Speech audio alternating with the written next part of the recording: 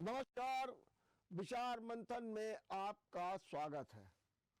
Bharatiya Janata party या यूं कहें कि प्रधानमंत्री नरेंद्र मोदी 2024 के मिशन को लेकर के एक रिकॉर्ड बनाना चाहते हैं और उसी के तहत उन्होंने लगता है कि भाजपा की जो मुस्लिम विरोधी छवि है उसको दूर करने के लिए अपने नेता और कार्यकर्ताओं को कड़ी नसीहत दे दी। मुस्लिम समाज के खिलाफ कतई गलत बयानबाजी मत कीजिए, पसमानदा बोहरा मुसलमान से बात करिए, जो आपको वोट नहीं देता है उससे भी संपर्क कीजिए। इतना ही नहीं,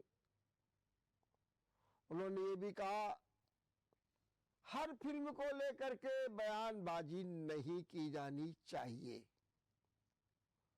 उन्होंने ये तक कह दिया कि एक नेता है जो हर फिल्म पर अपनी बयानबाजी करते हैं और फिर वो मीडिया में छाए रहते हैं, लगता है कि इसी के सहारे वो नेता बनना चाहते हैं।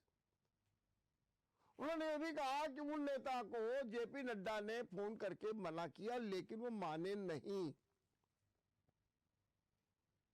और इस जगह पर मोदी का सख्त रुख दिखाई दिया।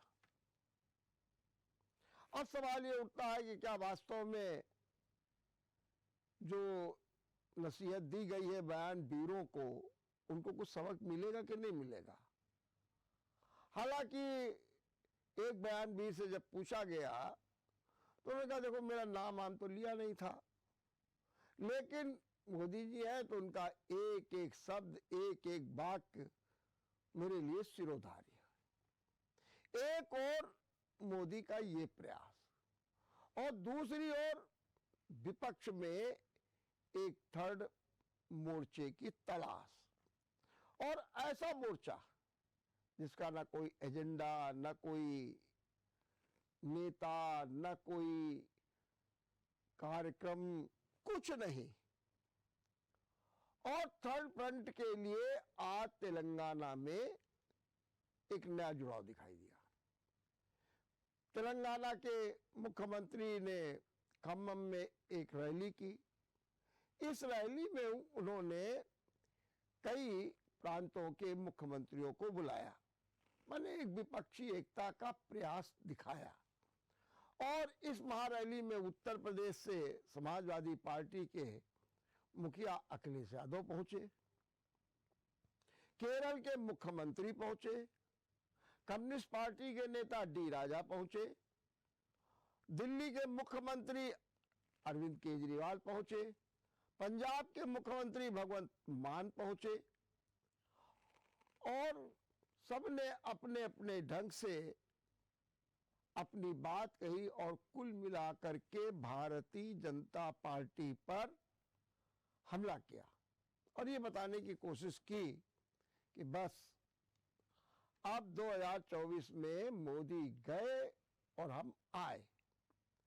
अब ये क्या होगा ये तो समय बताएगा, लेकिन आज हम इसी पर चर्चा करेंगे और इस चर्चा में हम ये जानने का प्रयास करेंगे क्या मोदी का एफर्ट्स विस्तार का और दूसरी ओर विपक्ष का बिखराव, क्योंकि ममता बनर्जी अपने कह चुकी हम अलग, बीजू पटनायक की बात अपनी अलग चल रही है।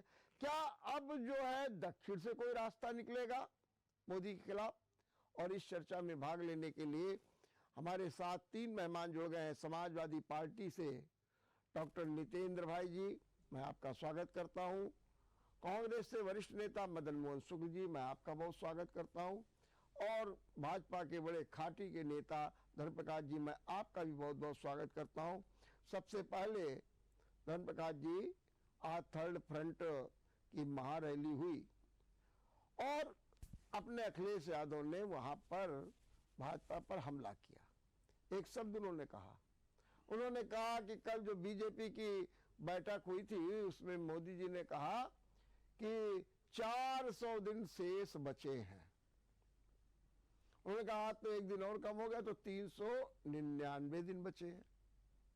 और अखिलेश ने भी कहा कि जो लोग अपने दिन गिनने लगते हैं वो सत्ता से दूर चले जाते हैं।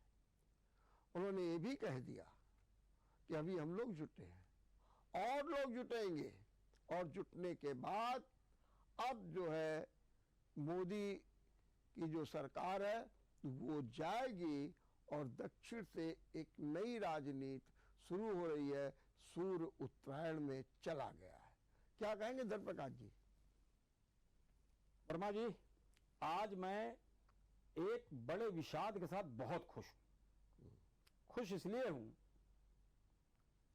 कि राजनीति में कम से कम विपक्ष की चेतना दिखाई पड़ी।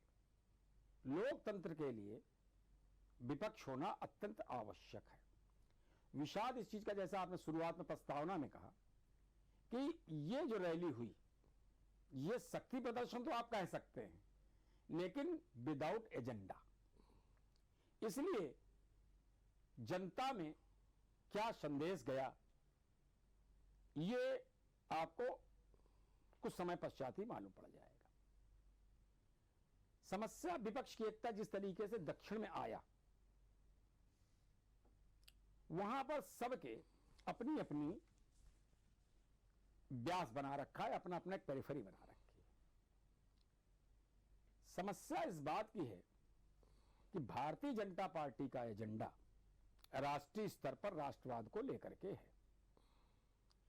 इनकी जो एक उद्घोषणा हुई उसका मुख्य बिंदु यह था गैर भाजपाई गैर कांग्रेसी सरकार, अर्थात केवल सत्ता प्राप्त करना ही इनका लक्ष्य है।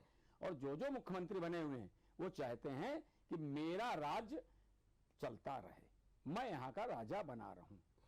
अगर विपक्ष इस बात से उबरता नहीं है तो ये जो आज प्रयास किया गया है ये सार्थकहीन हो जाएगा। लेकिन फिर भी देखिए, मैं 1857 में एक संग्राम हुआ, अंग्रेज काबिज हो गए। उसके बाद 20 से 25 साल, 20 से 25 क्यों कह लें, बल्कि 60 साल करीब एक शून्यता रही। वो उस तरह का ये काल है एक तरीके से कि आज भाजपा के कद काठी को कोई छूने की स्थिति में नहीं है। तो अभी तो उनकी सारी की सारी नकारात्मक राजनीति कि इनको हटाओ, हम देश के लिए क्या करेंगे, ये सकारात्मक सामने नहीं है। और जब तक ये नहीं आएगा, आप चाहे कितनी बड़ी रैली कर लें, उसका बहुत बड़ा फायदा नहीं होने वाला। नितिन भाई, आज ही हैदराबाद में अपने डिप्टी सीएम ब्रजेश पाठक थे, वो गए थे निवेश के लिए, रोड शो करने के लिए। उन्होंने बड़ा तंज कसा। उन्होंने कहा देखिए, मैं अपने उत्तर प्रदेश के विकास के लिए यहाँ पर निवेश करने की बात करने आया हूँ। मैं चाहता हूँ कि उत्तर प्रदेश विकास करे, लेकिन यहाँ पर विपक्ष के लोग सत्ता की भूख के लिए, सत्ता ये शब्द का, सत्ता की भूख के लिए यहाँ पर जुड़ रहे हैं और अपनी बातें कह रहे हैं। क्या मजाक है? वर्मा जी, देखिए, बात एक राष्ट्रीय एजेंडे पर और रैली की हो रही है। वहाँ डिप्टी सीएम पर मुझे नहीं लगता है कि मुझे चर्चा करनी चाहिए। उत्तर प्रदेश के डिप्टी सीएम है, निवेश के लिए कहाँ गए थे? तेलंगाना, हैदराबाद, उत्तर प्रदेश में, ताकि निवेश आ जाए। और 3 इन्वेस्टर मीट पहले से उत्तर प्रदेश में हो चुकी हैं और उसके परिणाम भी सामने आए हैं कि फर्जी एमओयू साइन हो गए हैं। ठीक, करोड़ों रुपया जनता का, उत्तर प्रदेश के टैक्स पेयर्स का बर्बाद करने के बाद रिजल्ट आपके सामने कि फर्जी एमओयू साइन हुए और अभी तक क्या परिणाम हुए हैं उस पर हम लोग कई बार चर्चा कर चुके हैं। ठीक, और अभी जिसकी तलाश, इसको मैं कहूंगा तो हो सकता है हमारे भारतीय जनता पार्टी साथी कहेंगे तो प्रदेश का अपमान, मतलब उत्तर प्रदेश के लोग एक कटोरा लेकर के निकल पड़े हैं कि हम दक्षिण जाएंगे और वहां से निवेश मांग करके लाएंगे। अरे निवेश मांगने नहीं जाना पड़ता है, आप ऐसे हालात पैदा करो, ऐसा प्रदेश में खुशनुमा माहौल बनाओ कि लोग अपने आप, उद्योगपति आपके पास आवे कि मुझे आप जगह उपलब्ध कराइए, मैं यहाँ निवेश करना चाहता हूँ। और एक नई बात नई सुनाई पड़ी कि निवेश क्या सड़क का, फुटपाथ का, रेडी चलाने वाला, ठेलिया चलाने वाला, खुमचे चलाने वाला करेगा क्या? ये निवेश रोड शो से कब से होने लगा? निवेश करने के लिए रोड शो करना पड़ रहा है। ये मतलब ये हास्यास्पद नहीं हो गया? कानपुर का हमारा लोकप्रिय कलाकार था, बंबई में जा करके वो सबको हंसाने का काम करता था बेचारा। तो ये उत्तर प्रदेश के लोग मजाक बनाने निकले उत्तर प्रदेश का, इस सरकार का मजाक ही बनाना है। रोड शो करके निवेश मांगेंगे आप। निवेश देने वाला जो एक उद्योगपति हो सकता है, बड़ा पति हो सकता है, जिसके पास 5 मिनट का समय नहीं होता, आप उससे टाइम लेकर के कोई एक मीटिंग करते और मीटिंग करके उसको अपने प्रदेश का एजेंडा बताते। रोड शो में आप कौन सा एजेंडा बताने जा रहे हैं और रोड शो करके आप निवेश मांगने जा रहे हैं? ये तो एक बड़ी हास्यास्पद बात है। अब इसको तो विषयांतर करना हो गया कि एक बहुत बड़े एजेंडे को छुपाने के लिए न्यूसेंस क्रिएट कर देना, ये न्यूसेंस जैसा है। बात होनी चाहिए आज की रैली पर। चलिए, हमारे बात नहीं, मैं आपसे एक सवाल पूछ लेता हूं। ये कौन सी रणनीति है सपा की? हाथ से दूरी, कार पर सवारी, और जो बात की जा रही है वो बात ये की जा रही है कि थर्ड फ्रंट बनाएंगे और सरकार लाएंगे। ये सपा की कौन सी रणनीति है? कौन सी रणनीति के तहत सपा काम कर रही है? वर्मा जी, बिल्कुल सही सवाल है। देखिए, अभी आपने शुरुआत ही इस डिबेट की करने से पहले आपने 2 बातें कही। मोदी जी के बयानों पर आपने चर्चा की। मोदी जी ने क्या कहा कि अब मुसलमानों पर कोई तंज नहीं होना चाहिए, उन पर हमला नहीं होना चाहिए, उन पर बहुत ज्यादा नहीं बोला जाना चाहिए, हर फिल्म पर बाइकाट जैसा माहौल नहीं बनाना चाहिए, और तमाम तरीके की चीजें जो आपने कही उसको रिपीट करने की जरूरत नहीं है, सबने सुना। यानी कि अब मोदी जी कांग्रेस बनने चले हैं। ठीक, पहले कांग्रेस की जो शुरुआत थी तो आप देखिए उसमें कांग्रेस और एक सोशलिस्ट कांग्रेस, उसके अंदर एक 2 विचारधाराएं थी। सोशलिस्ट अलग हुए और सोशलिस्टों की एक विचारधारा चली कांग्रेस। आज मोदी जी और जनसंघ की जो उत्पत्ति है वो कट्टरता से है। कांग्रेस लिबरल धर्म की बात करती है और भाजपा कट्टर धर्म की बात करती है। ये लिबर्टी और कट्टरता की बात करते हैं, एक दूसरे को ये लोग गाली देते देते कांग्रेस को रसातल में ले जा करके और खुद को अपने को कांग्रेस के स्थान पर लाए। और वही जो शुरू में कांग्रेस का कार्यकर्ता और कांग्रेस का वोटर होता था, आज वही भाजपा का मुख्य कार्यकर्ता मुख्य वोटर हो चुका है। लेकिन देख लिया कि कोई भी चीज उसकी एक ऊपर जाने की हद होती है, गुरुत्वाकर्षण बल अपना काम करता है, उसका नीचे। मैं बिल्कुल उसी पर आना चाह रहा हूँ। तो अब मोदी जी जो वापस फिर से कांग्रेस बनने की तरफ चले हैं, समाजवादियों का एक निश्चित, अगर भारतीय जनता पार्टी या देश के लोग बेरोजगारी को मुद्दा नहीं मानते हैं, भूखमरी को मुद्दा नहीं मानते हैं, महंगाई को मुद्दा नहीं मानते हैं, कांग्रेस की किसानों की समस्या को आप मुद्दा नहीं मानते हो, मजदूरों का जो पलायन है, मजदूरों के स्थान की बात है, उसको आप मुद्दा नहीं मानते हो, तो निश्चित रूप से ये रैली और ये थर्ड फ्रंट मुद्दा भी हो सकता है। लेकिन अगर इस देश की राजनीति में महंगाई, बेरोजगारी, किसान, मजदूर, दबा कुचला, शोषित, पीड़ित मुद्दा है, तो निश्चित रूप से ये रैली एक कारगर रैली है जो इन मुद्दों को लेकर के एक थर्ड फ्रंट बना है और मुद्दे पर काम करके देश से इन भारतीय जनता पार्टी जो छद्म राष्ट्रवाद की बात करते हैं, फर्जी राष्ट्रवाद की बात करते हैं, इनको हटाना निश्चित रूप से एक मुख्य एजेंडा इस तीसरे फ्रंट का है। और चुनाव के बाद फिर देखा जाएगा कि हमारी विचारधारा की बात। बिल्कुल आपके सही। मदन मोहन जी, जरा मुझको ये समझाइए कि कांग्रेस चाहती है कि विपक्ष एक हो जाए, हम उसके नेता बन जाए, लेकिन राहुल गांधी के जो बयान आते हैं या जो कांग्रेस की बात है वो आम आदमी पार्टी से ही लड़ी जा रही है। अब आप देखिए, चंडीगढ़ में मेयर का चुनाव होता है और आम आदमी पार्टी एक वोट से हार जाती है। क्यों? कांग्रेस ने वहां बाइकाट कर दिया। आज ही राहुल गांधी पंजाब में भाषण दे रहे हैं, क्या कहते हैं?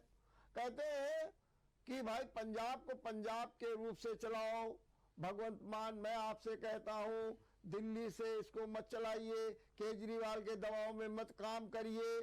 तो इससे तो फायदा अंततः भाजपा का ही होने जा रहा है, दिल्ली में हो चाहे पंजाब में, जहां जहां पर भी आम आदमी पार्टी है। ये कौन सी राजनीति कर रहे हैं राहुल गांधी आपके? देखिए, आपने शुरुआत में ही कह दिया कि एजेंडा विहीन और कोई नेतृत्व विहीन, उद्देश्य विहीन, आपने शुरुआत में ही बता दिया। आज राहुल गांधी एक उद्देश्य को लेकर के भारत जोड़ो यात्रा पर निकले। कांग्रेस एक आइडियोलॉजी की पार्टी है, उस आइडियोलॉजी के तहत उन्होंने जब यात्रा में देखा कि लोगों का जन समर्थन जुड़ रहा है, तो मोहन भागवत को भी मस्जिद में जाना पड़ा इमाम से बात करने के लिए। आज उनके बदले हुए सुर हैं, मोदी को भी के बदले हुए सुर हैं। हालांकि ये दिखावटी चेहरा है, उनके दो चेहरे इन लोगों के, दिखावटी चेहरा है। उनका एजेंडा कुछ दूसरा होता है, करते कुछ दूसरे होते हैं। आज भारत में स्पष्ट दो तरह की विचारधारा की लड़ाई है, एक गांधीवादी और एक गोडसेवादी, एक गांधी के विरोधी, एक गांधी के समर्थक। आपने देखा होगा केजरीवाल जब पंजाब में इनकी सरकार बनी, दिल्ली में आई, तो इन्होंने गांधी की तस्वीरें दफ्तर से हटवा दी। अब गांधी की तस्वीर नहीं लगती इनकी, जहां इनकी सरकारें। मोदी जी गांधी की तस्वीर भी लगाते हैं और गोडसे समर्थकों को पार्लियामेंट का टिकट भी देते हैं। गोडसे समर्थक पार्लियामेंट में बोलते भी हैं, उनको प्रोत्साहित भी करते हैं, उनको गोडसे की प्रतिमा भी लगवाते हैं, और जो गोडसे को प्रतिमा पुतला बना के गोली मारता है उसके खिलाफ कार्रवाई भी नहीं करते। तो ये जो देश की विचारधारा चल रही है, एक देश गांधी के रास्ते पर जाएगा कि गोडसे के रास्ते पर जाएगा, इस दिशा में चल रहा है। और मुझे खुशी है कि दक्षिण में आवाज उठी है मोदी के खिलाफ। पूरे देश में मैं समझता हूँ हर प्रांतों में इस तरह रैलियां होनी चाहिए, हर प्रांत में भारतीय जनता पार्टी के खिलाफ होनी चाहिए। अगर देश को एकजुट रखना है, देश को विकास के रास्ते पर ले जाना है, देश में अगर हिंदुस्तान की जो खूबसूरती है कि हिंदू मुसलमान सिख ईसाई सब एक साथ होकर चलें, तो इसके लिए सबको एक होना पड़े, क्योंकि आज एजेंडा चल रहा है। लेकिन आपसे कांग्रेस से परहेज है, नंबर एक कांग्रेस से परहेज, और कांग्रेस खुद आम आदमी पार्टी से लड़ जाती है। आम आदमी पार्टी और भारतीय जनता पार्टी में कोई अंतर थोड़ा है। अभी गुजरात चुनाव हुआ तो वो नहीं कह रहे थे कि भाजपा को 5 सीटें आएंगी, उनको लिख के देते कांग्रेस की 5 सीटें आएंगी, और उनकी कितनी सीटें आई ये नहीं बता रहे थे।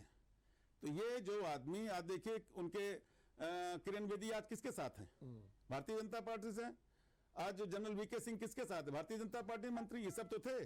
अन्ना हजारे का आज जो आंदोलन था कि किसके लिए था?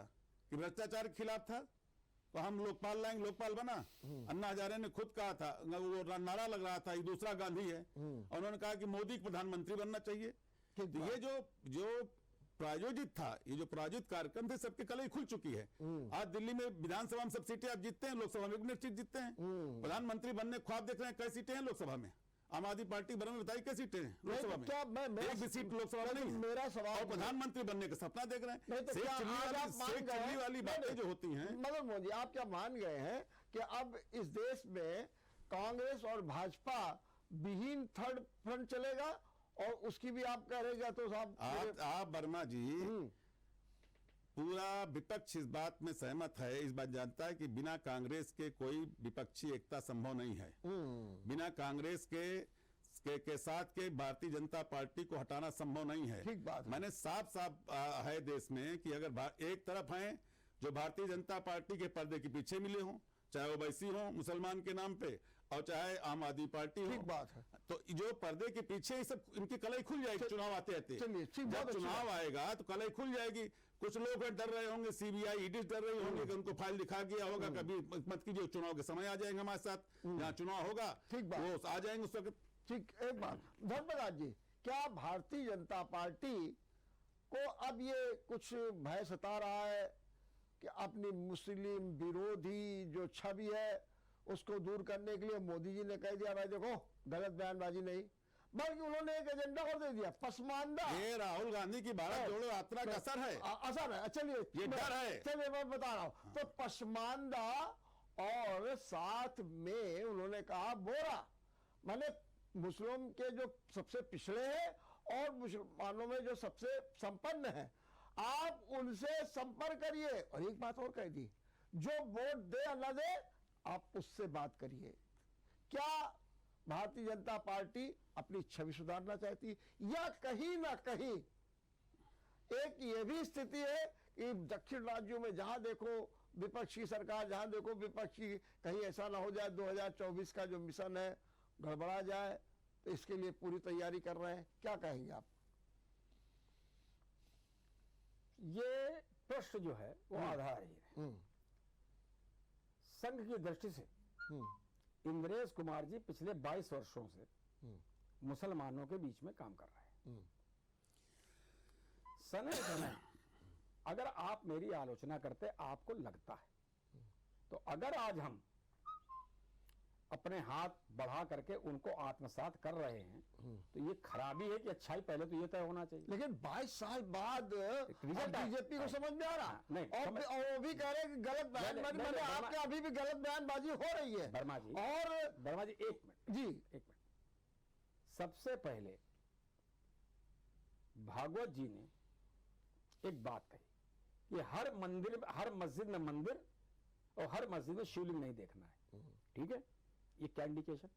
नहीं, वो इंडिकेशन है, लेकिन मैं भाजपा की बात कर रहा हूं। मैं वही कर रहा हूं। अब जब हम अपने मूल से विचार लेते हैं, हम राजनीतिक क्षेत्र में काम करते हैं।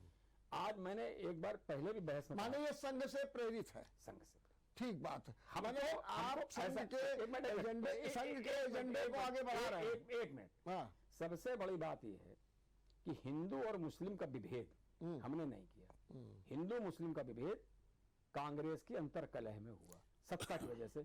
मोहम्मद अली जिन्ना उसका अगुवाई बनी।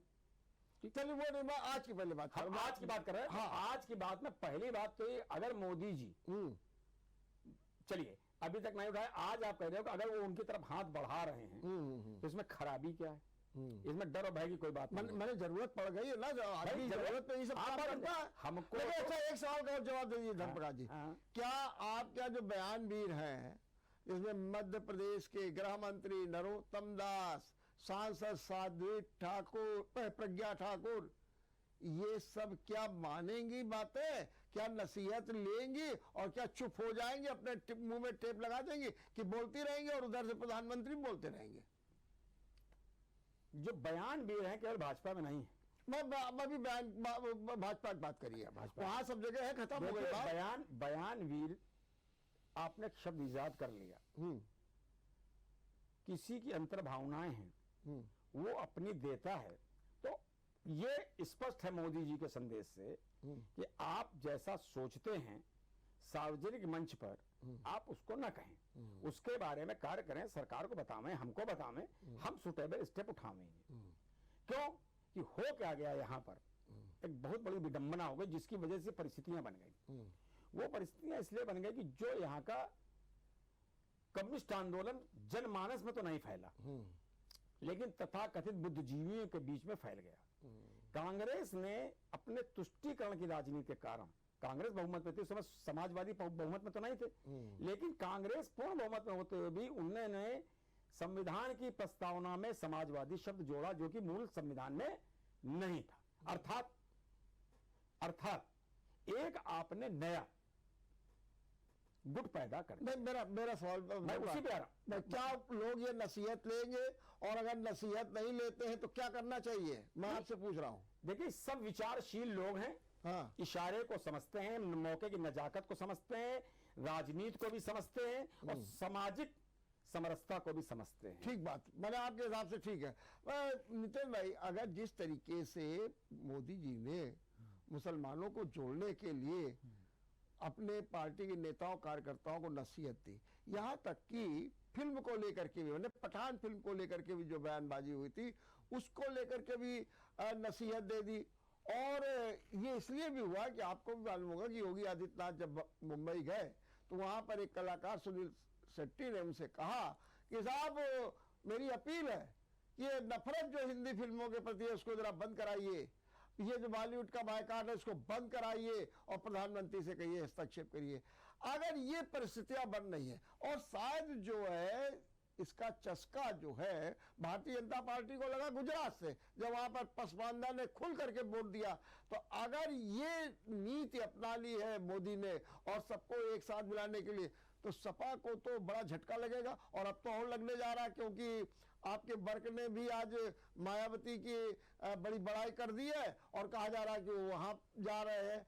क्या लग रहा है कि एक और आप कहते हैं बढ़ रहे थर्ड फ्रंट के नेता बनेंगे और दूसरी ओर आपका ही वोट खिसका जा रहा? वर्मा जी, बिल्कुल आपने सही प्रश्न उठाया, और हमारे साथी आदरणीय धर्म प्रकाश जी ने जो जवाब दिया उसी में इस प्रश्न का जवाब भी है। एक बात आपने कही, बहुत महत्वपूर्ण बात कही, कि मोदी जी ने बात कही है कि आपके मन में जो है विचार उसको बनाए रखें, उसको पब्लिक प्लेटफॉर्म में मत करिए, हमको बताइए और हम अपने तरीके से उस पर कार्रवाई कर लेंगे। ठीक, क्योंकि मोदी जी तो कह देते हैं कि मैं माफ नहीं करूंगा और टिकट दे करके लोग सवाई पहुंचा देते हैं जिनकी आप चर्चा कर रही थी। इस तरीके की चीजें हैं। तो आपने भी एक बात कही कि भारतीय जनता पार्टी के दो चेहरे हैं। एक बात तो आरएसएस का मूल एजेंडा है, आपने स्वयं स्वीकार किया कि ये उससे प्रेरित होकर के पहले आदरणीय मोहन भागवत जी ने जिस तरीके से वो बयान आया था कि हर मस्जिद में शिवलिंग नहीं तलाशा जाना चाहिए, मौलानाओं से बात करना, डीएनए की बात करना कि मुसलमानों का डीएनए, बिल्कुल ठीक बात है। अब आज जब लगा कि इससे राष्ट्रीय और अंतर्राष्ट्रीय दोनों स्तर पर भारतीय जनता पार्टी का चेहरा खराब होता जा रहा है धीरे धीरे करके, तो अब जरूरत पड़ रही है कि अपने चेहरे को, जिस शब्द से लोग परहेज करते हैं, ये सोशलिस्ट शब्द को, सेकुलर शब्द को जिससे परहेज करते हैं, आज फिर से उसी दुपट्टे को ये लोग ओढ़ करके समाज के सामने आना चाहते हैं कि नहीं हम भी भाई बड़े लिबरल हैं, सपा को कितना नुकसान हुआ है? मैं ये सपा की बात निश्चित कर रहा रूप से हाँ। वर्मा जी, समाजवादी पार्टी को इससे कोई नुकसान नहीं होने जा रहा है, बल्कि फायदा ये होने जा रहा है कि लोग उस विचारधारा को मान रहे हैं कि यही सच्ची विचारधारा है जिस पर लौट के सबको एक दिन आना है।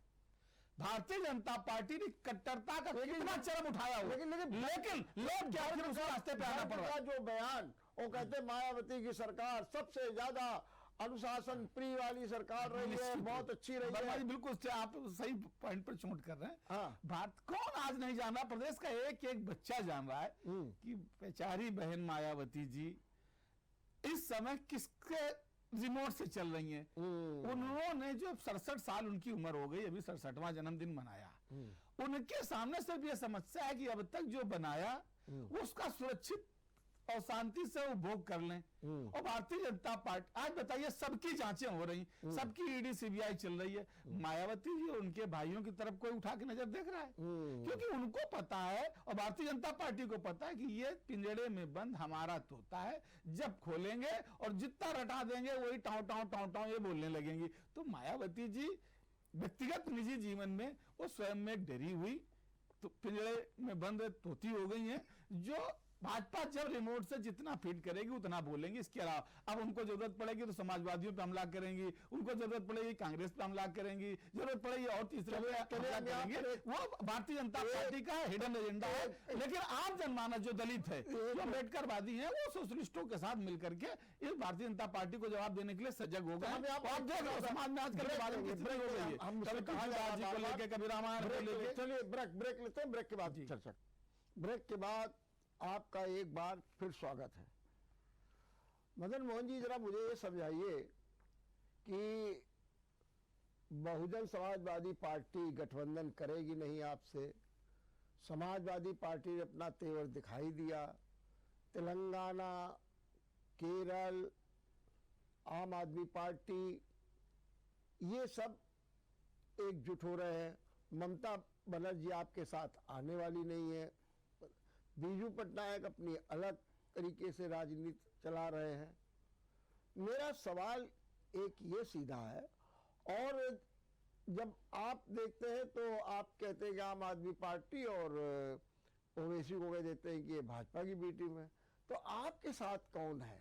कौन आपके साथ चलेगा? और किसके बल पर आप कह रहे हैं कि हम जो है विपक्ष के नेता बन जाएंगे और बिना हमारे कोई है नहीं, क्योंकि ये लोग तो सब आपके साथ दूर हो गए। आखिर वो कौन कौन से दल हैं, जरा बताइए हमको, कौन कौन से राज्य हैं जो आपको सपोर्ट करेंगे?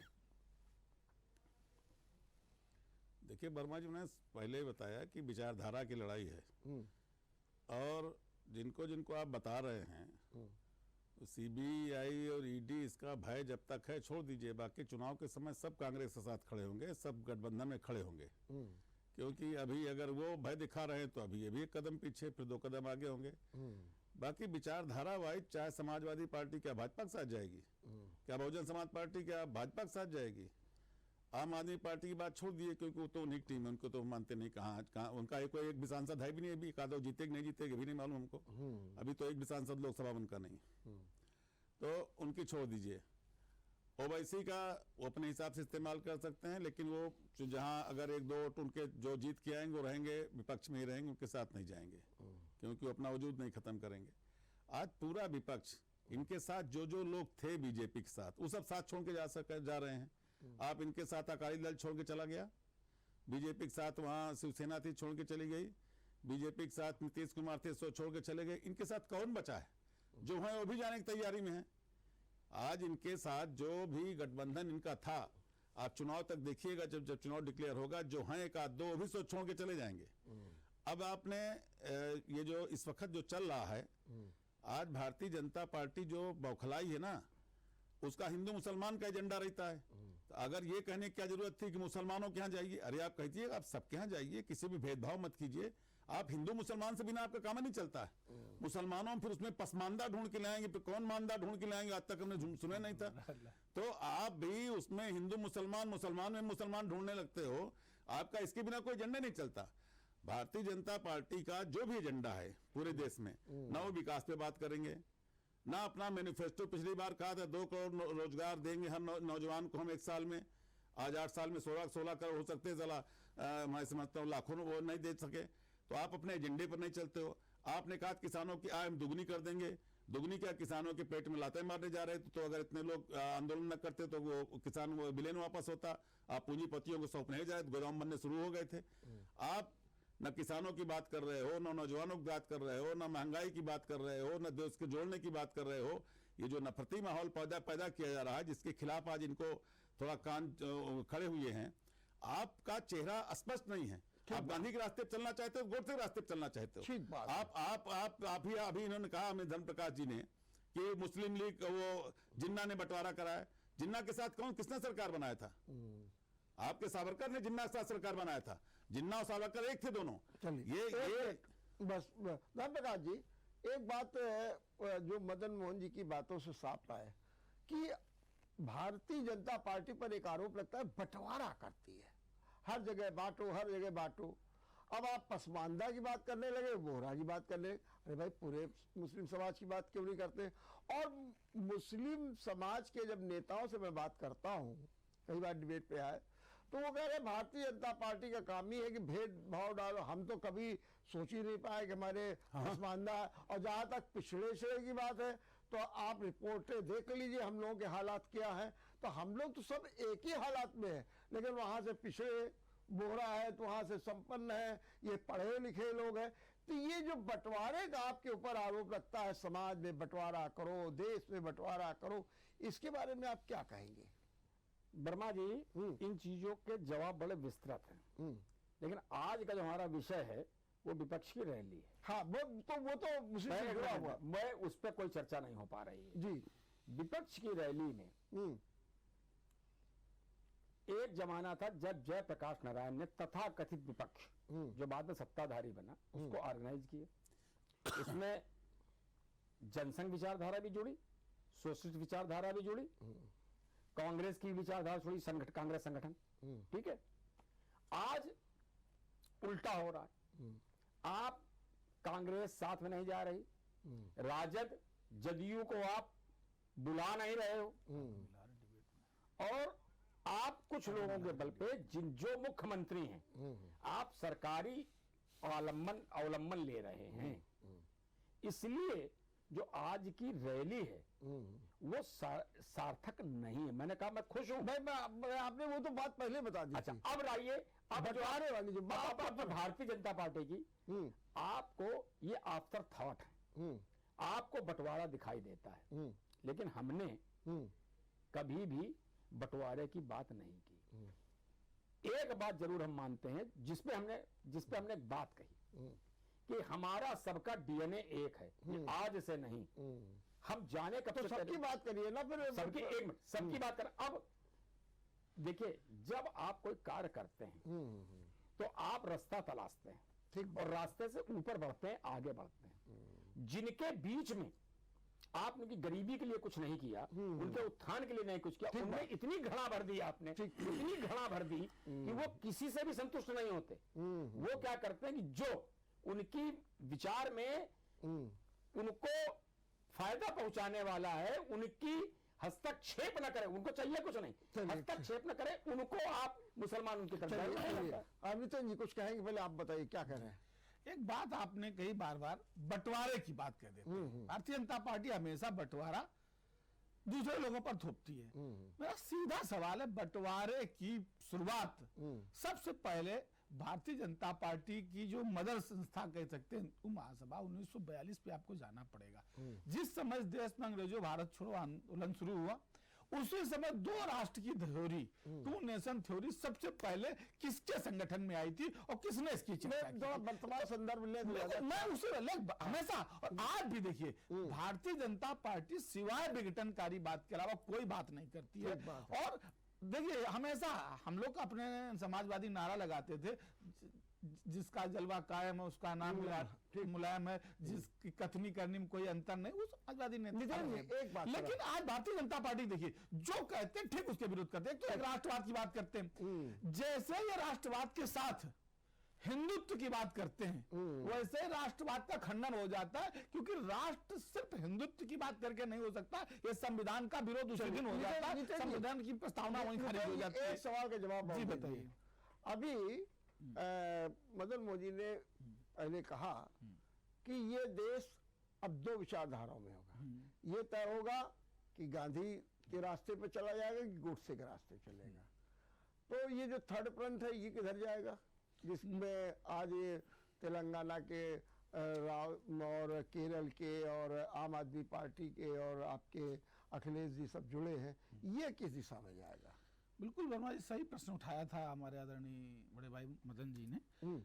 गोडसे की तो कोई विचारधारा हो ही नहीं सकती इस देश में स्वीकार। गोडसे वालों को भी गांधी के नाम की चादर ओढ़नी पड़ती है। बिना गांधी की चादर ओढ़े गोडसे को की विचारधारा को लागू ही नहीं कर सकते। और उसके प्रमाण आप देखिए कि जिन लोगों ने गांधी की प्रतिमा पर गोली मारी और आज उनको साध्वी बना के पूजवाया जा रहा है। आपको पता है वो पूजा जी आजकल परम साध्वी महामंडलेश्वर हो गई हैं, आरएसएस की बहुत प्रमुख सेविका हो गई हैं, उनको आजकल साध्वी बना के पूजा जा रहा है। ये भारतीय जनता पार्टी का एक दूसरा चेहरा है। आखिर आज भी उनको गांधी की समाधि स्थल पर जाकर के ही फूल चढ़ाने पड़ते हैं, और अंतरराष्ट्रीय स्तर पर जब भी जाएंगे तो इस देश में शांति और अहिंसा की बात ही करनी पड़ती है। तो गोडसे की तो कोई विचारधारा हो नहीं सकती। अब गांधी के बाद इस देश में दो विचारधाराएं और हैं, लोहिया और अंबेडकर की विचारधारा। निश्चित रूप से गांधी का जो वास्तविक विचार था वही था ना कि सबको समानता का अधिकार दिया जाए, सबको संपन्नता हो, सबको समान छुआछूत मिटा दिया जाए, जात पात का भेदभाव मिटाया जाए। ये गांधी का ओरिजिन था। तो हम गांधी के उसी ओरिजिन को लेकर डॉक्टर लोहिया आगे बढ़े। तो डॉक्टर लोहिया का सिद्धांत और आज की वर्तमान परिस्थिति में अंबेडकर का सिद्धांत, ये दोनों सिद्धांत जब तक नहीं मिलेंगे तो गांधी को सच्ची श्रद्धांजलि हो ही नहीं सकती। तो सोशलिस्ट और समाजवादी जो लोग हैं वो निश्चित रूप से गांधी के साथ ही लोहिया और अंबेडकर को जोड़कर इस देश को तरक्की के रास्ते पे ले जाने का काम सुना आपने कि इन्होंने कहा कि गांधी जी पर चल रहे हैं, लेकिन हमारी विचारधारा में एक दिशा है लोहिया की और अंबेडकर की। दूसरी चीज, एक तो इस पर आप क्या कहेंगे वो बताएंगे। दूसरी चीज एक ये भी है, अभी आप कह रहे थे नफरत नफरत नफरत, और नफरत तोड़ो और भारत जोड़ो की यात्रा पे राहुल गांधी निकले हैं, लेकिन कहीं कुछ दिख नहीं रहा। आप मोहब्बत की चाय पिला रहे हैं, मोहब्बत की जो है चुस्कियां दिला रहे हैं, खिचड़ी भी खिला रहे हैं, सब कुछ कर रहे हैं, कुछ दिखाई नहीं दे रहा है। बल्कि कभी कभी तो क्या अक्सर ये होता है कि आपके यहाँ भी बयान वीर ऐसे हैं जो ऐसे बयान दे देते हैं कि जो कुछ, और खास तौर से राहुल गांधी अब बताओ कहीं पूजा की बात करने लगते हैं, कहीं तपस्वी की बात करने लगते हैं, वो सब जा करके फिर उन्हीं पर ठीकरा फूट जाता है जा करके। तो नफरत जो दूर करने की यात्रा थी उसको कोई लाभ तो कांग्रेस उठा नहीं पा रही है। देखिए वर्मा जी, पहली बात तो ये यात्रा एक उद्देश्य के लिए है, ये चुनावी यात्रा नहीं है। अभी जो उन्होंने कहा कि हम लोहिया के और अम्बेडकर के, लोहिया और अम्बेडकर खुद गांधीवादी थे, गांधी के रास्ते चलने वाले। गांधी जी खुद उनको लाए थे, अम्बेडकर को इस्तीफा दिला के एक सीट खाली करा के। हाँ, लेकिन वो दोनों वो खुद उनके अनुयायी हैं। तो ये मैंने पहले कहा ना कि ये समय सीबीआई ईडी का डर हो सकता है, समय आने पे जितने लोग हैं ये सब खड़े होंगे बीजेपी के खिलाफ। आज मैं जो आपने दूसरी बात कही, कोई लाभ नहीं हो रहा है। मैं यात्रा में था 5 दिन। अब अगर यात्रा में जाई, जब सुबह 6 बजे निकलती, जाड़े के दिन में अंधेरा होता है, कुछ नहीं होता है, और मीलों की यात्रा होती है, सुबह 6 बजे मैंने देखा, मैंने पूरा, और अगर मैं ना जाता शायद मुझको अफसोस होता। मैंने गांधी की दांडी मार्च यात्रा नहीं देखी, लेकिन इस यात्रा को देखा है कि कुछ बुजुर्ग लोग कंधे पे कंबल टांगे हुए, पानी की बोतल लिए हुए चल रहे हैं, बुजुर्ग जो, कुछ औरतें अपने बच्चे को उंगली पकड़ाए चल रही हैं, कुछ औरतें अपने बच्चे को गोद के लिए साथ साथ चल रही हैं। तमाम लड़के लड़कियां उस रात में पता लगा मफलर बांध के आए हैं, लेकिन उसके बाद मफलर उतार दे रहे हैं, चलते चलते गर्मी आ रही है। तो मैंने ये यात्रा का जो मैं सैलाब देखा है कि जो रास्ते में डिवाइडर थे, डिवाइडर में खड़े होने की जगह नहीं थे। किसी घर के छत में लोग, जितने घर के लोग थे सब छतों में खड़े हुए यात्रा को देख रहे, स्वागत कर रहे थे। लेकिन आपको लाभ क्या मिल देख रहे हैं? तमाशबीन होते हैं। अभी तो कहते हैं कि एक जादूगर होता है, जमजमी बजाने वाला होता है, लोग आकर के खड़े हो जाते हैं। सवाल ये कि आपको क्या मिल रहा है, आपकी जमीन कहाँ है? ये हमको जो मिल रहा है, लोगों में ये संदेश जा रहा है कि देश में ये देश नफरत से नहीं चल सकता, प्रेम से चल सकता है। ये देश आपस में एक दूसरे का जो समाज है, सबको साथ लेकर चलकर ही एक अच्छा गुलदस्ता बन सकता है, देश चल सकता है। ये कांग्रेस ठीक रास्ते पर चल रही, ठीक रास्ता बता रही। ये जो संदेश जा रहा है पूरे देश में, आज गांव-गांव में चले जाइए, गांव के अंतिम आदमी के पास चले जाइए, उस यात्रा के बारे में चर्चा करें कि क्यों यात्रा हो रही है, काहे के लिए हो रही, और फिर पूछे ठीक है गलत, तो आप उससे पूछे ठीक कर रहे हैं, गलत कर रहे हैं, तो कहेंगे ये तो बहुत ठीक कर रहे हैं। क्या किसी से पूछिए जाके, जो प्रेजुडिस है, जो मान लो भाजपा के एजेंडा है, जो भाजपा का है या अंधभक्त है, उनकी तो छोड़ दीजिए आप। तो उनकी तो बात तो मेरी समझ में नहीं आता कि जैसे धृतराष्ट्र तो मान लीजिए नेत्रहीन थे, और उनके गलत कार्यों की जो भक्ति करते तो उनको अंधभक्त कहा जाता है, वो तो समझ में आता है। आज तो आंख वालों के अंधभक्त बहुत हो गए हैं, पता नहीं किस भय में या लोभ में हो गए हैं। आज मैं जो समाज में एक विघटन का, जो समाज में जहर बोने का, जो समाज में नफरती माहौल पैदा करके सत्ता हासिल करने का काम जो देश में किया जा रहा था, आज उसके लिए राहुल गांधी ने ठीक कहा है कि वो जैसे एक तपस्वी चलता है उस तरह चल रहे हैं, दाएं बाएं कुछ नहीं देख रहे हैं, ना चुनाव ना कुछ, ना वो देखिए हिमाचल के चुनाव में गए, न वहां गए, वो एक रास्ते पर चल रहे हैं अपना। पार्टी का चुनाव भी हो गया, पार्टी के अध्यक्ष भी हो गए। एक उनका एजेंडा है कि देश को हमको गांधीवाद के रास्ते पर ले जाना है, इस देश को मजबूत करना है, देश के नौजवानों को रोजगार कैसे मिले इस पर सोचना है, देश के किसानों की आय कैसे बढ़े इस पर सोचना है, देश का किसान कैसे को आज स्मार्ट सिटी बनाए जा रहे हैं। अरे भाई सिटी से हो जाए क्या? स्मार्ट सिटी क्या स्मार्ट गांव क्यों नहीं बनते? बात पूरा देश स्मार्ट क्यों नहीं बनाया जाता? बिल्कुल आपने सही कहा। स्मार्ट सिटी से काम चल जाए क्या? ये जो देश में बंटवारा, गांव शहर बंटवारा है, हिंदू मुसलमान बंटवारा, मुसलमानों में अगड़ो पिछड़ो बंटवारा, अरे पसमानदा तुमको चिट्ठी पिछड़ों में उनको स्थान दे देते, उनको आरक्षण दे देते, तो समझ में आता है क्या बात? धर्म प्रकाश जी, एक बात और सामने आ रही है कि जो बीजेपी की राष्ट्रीय कार्यकारिणी में जिस तरीके से मुस्लिम विरोधी छवि को दूर करने का प्रयास किया जा रहा है, जो फिल्म पर बयान वीरों को नसीहत दी गई है, कहते उसके पीछे कारण ये भी है कि जो राहुल गांधी की जो है यात्रा निकली नफरत तोड़ो वाली, तो कहीं ना कहीं बीजेपी को भी एहसास हुआ है कि हाँ कहीं ना कहीं नफरत है। अगर ऐसा न होता तो सुनील शेट्टी जो है मुंबई में मुख्यमंत्री योगी आदित्यनाथ से सीधे अपील नहीं करते, और कहते हैं कि इस चीज का एहसास बीजेपी को भी हुआ है इस भारत जोड़ो यात्रा से। यही कारण है कि अब जो है पूरी तरीके से जो है नफरत का माहौल आगे न बने, क्योंकि जब हिंदू मुस्लिम होगा और जब ये पठान और ये सब फिल्में होगा तभी तो होता है। तो उसी से सीख लेकर के भारतीय जनता पार्टी ने अपनी कुछ रास्ता बदला है। भारतीय जनता पार्टी का रास्ता जो स्थापना के समय था आज भी वही है। हमें हर एक को समावेशी राजनीति हम कर रहे हैं, हम कभी सत्ता के लोलुप नहीं रहे। आप बात फिर रोक देंगे मुझे, अगर न रोके तो 2 लाइन में बात कंप्लीट। हाँ मैं जल्दी से। कांग्रेस का अगर आप इतिहास देखें तो ये सत्ता लोलुप रहे। सत्ता में जाने के लिए इन्होंने तमामों के कंधे पर पैर रखा, लोगों के सर कटवा दिए, लोगों को फांसी हो जाए कोई चिंता वाली बात नहीं है। अगर ऐसा नहीं था तो कांग्रेस का प्रीफेस क्या है कि हम सरकार के साथ, ब्रिटिश सरकार के साथ सहयोग करेंगे।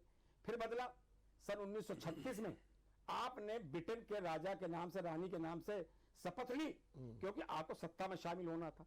जब सन 40-41 में आपको लगने लगा कि इससे तो मुझे देश में बड़ी तकलीफ है, तो आपने एक बीच में वो आंदोलन कांग्रेस का नहीं था, वो कांग्रेस व्यक्तिगत गांधी ने चलाया था, ये इतिहास में दर्ज है।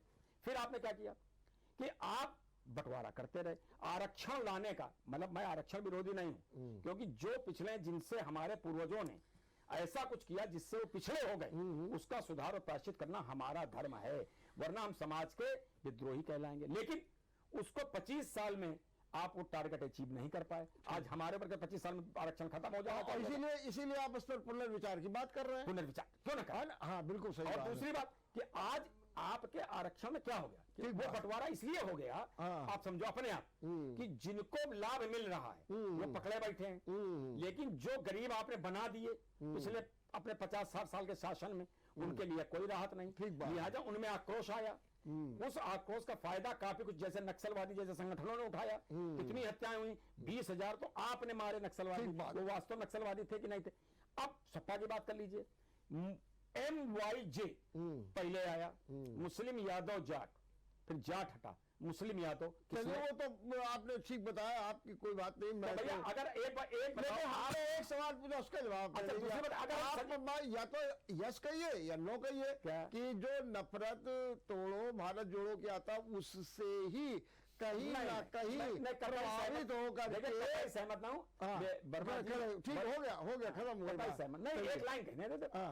आप जबरदस्ती अपने इफेक्ट को हर जगह स्थापित करने का जो प्रयास कर रहे हैं, ये उचित नहीं है। जैसे अब हर जगह राहुल गांधी की वजह से हुआ, राहुल गांधी की वजह से। ये बात सही है। अगर राहुल गांधी की वजह से नफरत वाला काम हुआ, नफरत खत्म करनी थी, तो सपा, YSR, ममता बनर्जी ये कांग्रेस साथ काहे नहीं जुड़ गए? इनकी नफरत काहे बनी है? या जो कहने कांग्रेस से भी दूरी रखेंगे, भाजपा से भी दूरी रखेंगे, तो नफरत। अच्छा, ये अब सवाल आखिरी, क्या ये जो थर्ड फ्रंट बन रहा है, ये कितनी बड़ी चुनौती के रूप में? थर्ड फ्रंट बन ही नहीं पाएगा। नहीं बन पाएगा। नहीं। क्या होगा फिर? उसका रीजन क्या है कि सबके निहित स्वार्थ। नहीं, वो मान गए, तो क्या सब अलग अलग चुनाव फिर लड़ेंगे अलग अलग, हाँ। फिर लड़ेंगे अलग अलग, और उसका फायदा आपको होगा? देखिए ये तो उनको सोचना है, चलिए। ये उनको सोचना, हमें नहीं सोचना। चलिए, आपने सुना नितिन किस तरीके से भाजपा आश्वस्त है, उसका आत्मविश्वास कितना तगड़ा है कि ये एक नहीं होंगे और हम फिर जीतेंगे। निश्चित रूप से ये राजनीतिक दल है, उनको सोचना चाहिए। और आज तक अगर इस बात को आगे और लंबी दूरी तक देखा जाए, तो भारतीय जनता पार्टी आज तक अपने दम पर अकेले कौन सा चुनाव लड़के जीत करके आई है? 24 दलों की सरकार बना करके आदरणीय अटल जी से शुरू हुए और आज मोदी जी से लेकर आज किस प्रदेश में ये अकेले हैं? हर जगह तो गठबंधन में, और जहां बेमेल गठबंधन किया इन्होंने। ठीक बात। आप कश्मीर से चलिए, TDP से शुरू हुई है जो, और निषाद राज भगवान राम के एक तरफ ये समर्थक और एक निषाद राज पार्टी जो है वो भगवान राम की कट्टर विरोधी, जो राम को दशरथ का पुत्र ही नहीं मानते, उनके साथ आज का गठबंधन। अनुप्रिया पटेल, डॉक्टर सोनेलाल पटेल जन्मजात भारतीय जनता पार्टी और RSS की विचारधारा के विरोधी, अध्यक्ष संघ के समर्थक, आज उनके साथ बेमेल गठबंधन चल रहा है। तो ये बिना गठबंधन के तो जो जीवित नहीं है वो दूसरों को नसीहत कैसे दे सकते? ये देखिए, हम लोग वैचारिक लोग हैं। गांधी, लोहिया और अंबेडकर की एक संयुक्त विचारधारा के लोग एक प्लेटफॉर्म में खड़े होकर के भारतीय जनता पार्टी की जो उल्टी गिनती कल से शुरू हुई है, वो 399 दिन के बाद वो सड़क पर दिखाई देंगे, यह निश्चित है। चलिए मदन मोहन जी, लास्ट कमेंट क्या लगेगा आपको? देखिए, भारतीय जनता पार्टी के खिलाफ, क्योंकि इनके शासनकाल में लोकतंत्र को कमजोर करने का काम किया गया है, संवैधानिक संस्थाओं को कमजोर करने का काम किया गया है, और देश में नफरती माहौल पैदा करने का काम किया गया है। पूरा देश में अगर जो भी संविधान को मानने वाले लोग हैं, जो गांधी को मानने वाले लोग हैं, जो लोहिया को मानने वाले लोग हैं, सब लोग एक मेन फ्रंट बनेगा। और मैं आज दावे के साथ आपके चैनल में कह रहा हूं कि अगर संयुक्त विपक्ष बना, मेन फ्रंट बनेगा, तो मोदी जी खुद चुनाव उत्तर वहां बनारस से हार जाएंगे, नहीं जीत सकते हैं, क्योंकि वो जो वोटों का बंटवारा जोड़ लीजिए तो मोदी जी खुद नहीं चुनाव जीत रहे हैं। और पूरे हिंदुस्तान में 100 सीटें बीजेपी को पार करना मुश्किल हो जाएगा जहां मेन फ्रंट बना। और यही होने जा रहा है, यही होने जा रहा है, यही होने जा रहा है वर्मा जी, यही होने जा रहा है। अभी CBI, ED का कुछ डर लोगों के मन में है, वो चुनाव घोषणा का इंतजार कर रहे हैं। तब तक जैसे ये डाल चल रहे हैं, फाइल दिखा रहे हैं, वैसे वो भी इंतजार कर रहे हैं 2 कदम पीछे चल के चुनाव आने दीजिए तब मैं बताऊंगा। चलिए, बहुत बहुत धन्यवाद, बहुत बहुत धन्यवाद। तो आज के हालात में भारतीय जनता पार्टी इसलिए उत्साहित है कि विपक्ष है, ये कुछ एक हो ही नहीं सकते, लेकिन वहीं दूसरी ओर विपक्ष है आशान्वित, और उसका कहना है कि नहीं नहीं, हमारी भी एक विचारधारा है, हम भी कुछ मुद्दों को लेकर के चलेंगे और हम एक विकल्प तैयार करेंगे। लेकिन वहीं दूसरी ओर कांग्रेस को देखिए, जहां विपक्ष का एक फ्रंट ये कह रहा है कि हम कांग्रेस से परहेज करते हैं, लेकिन कांग्रेस में कितना दम है, कितना विश्वास है, कितना विचार है कि वो कहते हैं कि हमारे ही साथ सब जुड़ेंगे और हम जो है मोदी को बनारस से भी नहीं जीतने देंगे। देखते रहिए विचार मंथन। अगर आपको हमारा वीडियो पसंद आया हो तो हमें लाइक करें, सब्सक्राइब करें और ज्यादा से ज्यादा शेयर करें और हाँ, बेल आइकॉन दबाना ना भूलें ताकि हर खबर का अपडेट आप तक पहुंचे तुरंत। आप हमें इंस्टा, ट्विटर और फेसबुक पर भी फॉलो कर सकते हैं। हमारी आईडी है @JMT News।